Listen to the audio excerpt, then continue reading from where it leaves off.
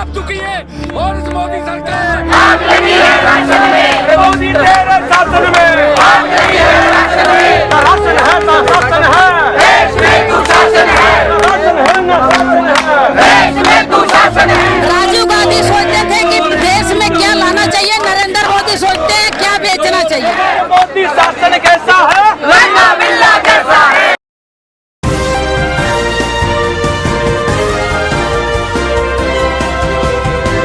महंगाई पे हल्ला बोल। AICC में इस वक्त हम मौजूद हैं। आप देख सकते हैं कि GST पर हल्ला बोल, महंगाई पर हल्ला बोल, लगातार ये नारेबाजी चल रही है और आज कांग्रेस का देशव्यापी आंदोलन चल रहा है, जिसको लेकर के सैकड़ों कार्यकर्ता जो हैं यहाँ मौजूद हैं AICC में भी, और वो कांग्रेस के देश भर के हर दफ्तर से आज यही तस्वीर देखने को मिल रही है, जहाँ महिलाएं भी मौजूद हैं, पुरुष भी मौजूद हैं, और अगर आप पीछे देखेंगे तो नौजवान भी यहाँ पर मौजूद है, जो कि आज काले कपड़े पहन करके महंगाई का लगातार विरोध कर रहे हैं। ये देख सकते हैं लगातार विरोध प्रदर्शन, हल्ला बोल जो आज हो रहा है आप लोगों का। आज हल्ला बोल जो हो रहा है, शासन मोदी के शासन में महंगाई बढ़ गई, राशन में किस तरीके से देख रहे हैं इन चीजों को, क्योंकि जब भी आप राशन की बात करेंगे तो वो कभी ईडी से डराने की कोशिश कर रहे हैं, कभी पुलिस से डराने की कोशिश कर रहे हैं। देखो, हमारे सीनियर राहुल गांधी जी, उन्होंने खुद मोदी को चैलेंज दे दिया कि हम ईडी से नहीं डरे हैं, ना डरेंगे, चाहे कुछ भी नरेंद्र मोदी कर लें। कांग्रेस के कार्यकर्ता भी नहीं डरे हैं, ना डरेंगे। जहां हमें जरूरत पड़ेगी वहां हम तन मन धन से रात दिन एक कर देंगे, और जब शांत बैठेंगे, जब नरेंद्र मोदी को सत्ता से बाहर करके बैठेंगे।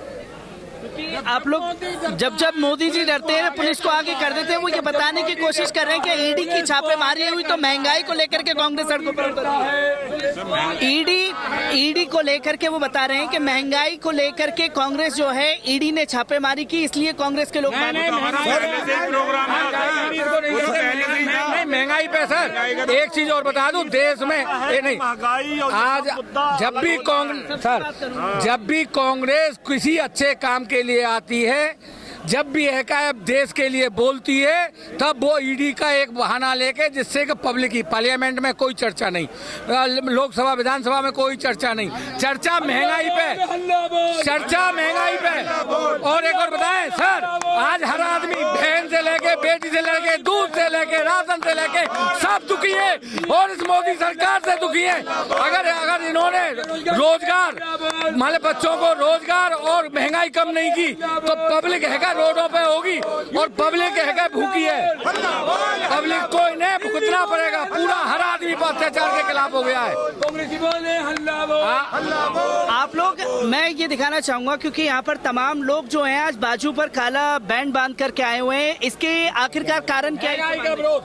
आप लोगों को सब पता है कि महंगाई का विरोध कर रहे हैं। जो लोग 6,000 5,000 की ड्यूटी कर रहे हैं, उनके घरों में इस समय खाने का नहीं है। जब हमारे कांग्रेस में 400 का सिलेंडर था तो स्मृति ईरानी सिलेंडर सर पे लेके नौटंकी करती थी, कभी घिया, कभी प्याज, कभी गोभी, कभी बैगन, सिलेंडर लेके नौटंकी रोड पे करती थी। आज स्मृति ईरानी कहाँ है?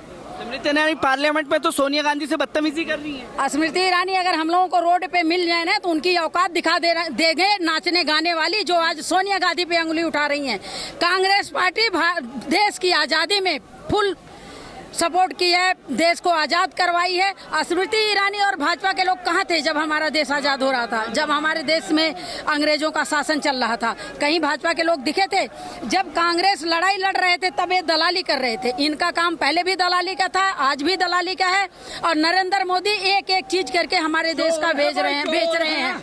राजीव गांधी सोचते थे कि देश में क्या लाना चाहिए, नरेंद्र मोदी सोचते हैं क्या बेचना चाहिए। तो हम लोग जब दम लेंगे, जब भाजपा को सत्ता से बाहर करके फेंक देंगे, तब दम लेंगे। भाजपा को सत्ता से 2024 में उखाड़ फेंकेंगे। भाजपा को सत्ता से 24 में उखाड़ के। जब प्रदर्शन हो रहा है, स्मृति ईरानी का जिक्र होता है, पर स्मृति ईरानी ये बताती हैं कि कांग्रेस जो है, मैं उनको टारगेट कर रही हूँ, राहुल गांधी को चुनौती दे रही है कि अमेठी से आकर के लड़िए। तो कैसे देख रहे हैं इन चीजों को? नहीं, अमेठी से लड़ेंगे, उनका समय समाप्त हो चुका है, उनका अत्याचार समाप्त हो चुका है। आज नहीं कल आने वाला समय कांग्रेस का होगा, इन अत्याचारियों से मुक्ति मिलेगी इस भारत देश को। मैं आपको बताना चाहता हूं और पूरे मीडिया को बताना चाहता हूं कि भारत देश में दो लोग, एक तो गंजे को कंघा बेच रहा है और एक गंजे को हेयर डाई बेच रहा है। हेयर डाई अरविंद केजरीवाल बेच रहा है और मोदी जी तो गंजे को कंघा बेच रहे हैं।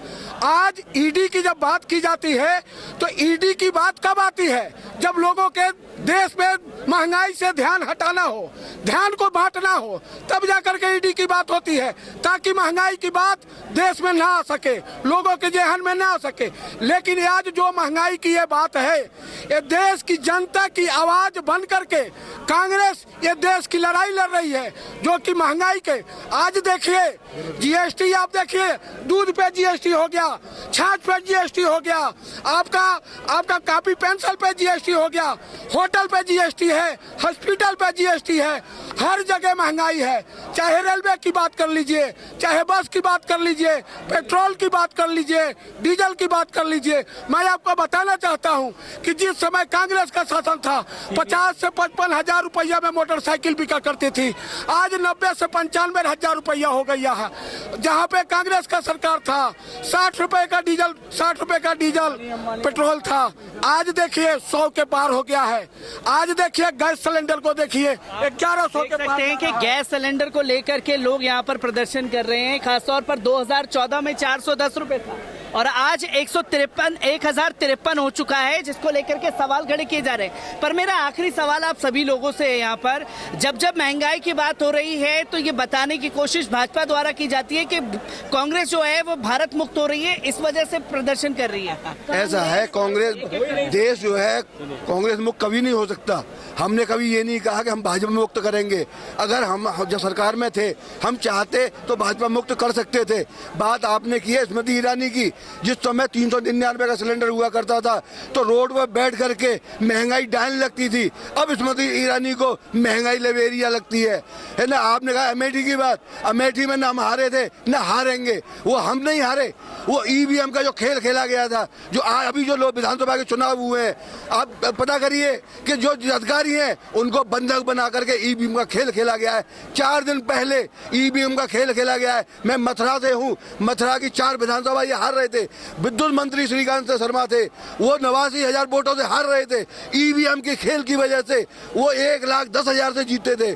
मेघश्याम की कोई औकात नहीं थी गोवर्धन में, मेघश्याम कभी जीत नहीं सकते थे। माठ विधानसभा में राजेश चौधरी की कोई औकात नहीं थी, उसकी क्या उसके फादर की औकात नहीं थी कि श्याम सुंदर शर्मा को हरा सके। वो हमारे पुराने कांग्रेस ही रह चुके हैं। लेकिन ये लोग ईवीएम का खेल करके, हमारी सरकार जब भी आएगी ईवीएम पर बैन करेगी। ऐसा है, आपको एक चीज़ बता दूं, भाजपा शासन में एक कोई योगी आया था रामदेव, बहुत बोलता था मेरे पास काला धन है उसे करेंगे। और भाजपा शासन में योगी व्यापारी हो गए हैं, व्यापारी योगी हो गए हैं। वो काला धन जो है ना सब रामदेव के हरिद्वार में है। वो आज क्यों नहीं बोल रहा?